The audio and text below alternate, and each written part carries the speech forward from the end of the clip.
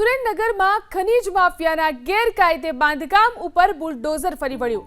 વિઠ્ઠલ જાગા અને રાહુલ જાગાની હોટેલનું ગેરકાયદેસર બાંધકામ તોડી પાડવામાં આવ્યું। જામવાડીમાં 6 હેક્ટરથી વધુ સરકારી જમીન ઉપર તેણે દબાણ કર્યું હતું। આ બાબતે અગાઉ ફોરેસ્ટ વિભાગે નોટિસ પણ આપી હતી।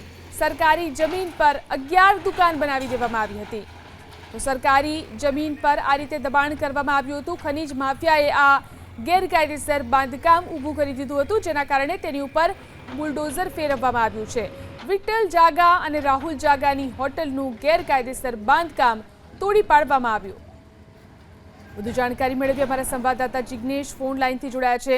જિગ્નેશ, જે બાંધકામ તોડવામાં આવ્યું છે તે કોનું હતું ને કઈ પ્રકારની કાર્યવાહી?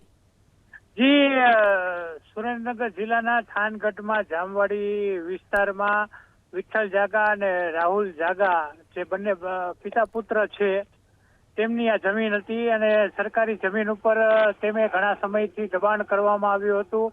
આ બંને પિતા પુત્ર ઉપર ખનીજ ખનન બાબતે પણ અનેક ફરિયાદો થઈ છે। આ અગાઉ પણ વિઠ્ઠલ જાગા ઉપર અનેક ફરિયાદો થઈ છે, ત્યારે હાલમાં જ ફાયર ક્લે ને ભરતા એક લોડર કૂવામાં પડી જતા એક યુવકનું મૃત્યુ થયું હતું, જેમાં પણ વિઠ્ઠલ જાગા ઉપર હત્યાનો ગુનો નોંધવામાં આવ્યો છે। ત્યારે આ સરકારી વન વિભાગની જમીન હોય અને તે અંગે તેમને નોટિસ પણ આપવામાં આવી હતી અને તે લોકોએ આ જમીન ખાલી ન કરતા પ્રાંત અધિકારી ચોટીલાની ટીમ અને થાન મામલતદારની ટીમ તથા વન વિભાગની ટીમ દ્વારા આજ વહેલી સવારથી જ દબાણ હટાવવાની કામગીરી હાથ ધરવામાં આવી હતી, જેમાં ખાણીપીણીની દુકાનો, હોટલ તથા એક મકાનને પણ દૂર કરવા માટેની કામગીરી હાથ ધરવામાં આવી છે।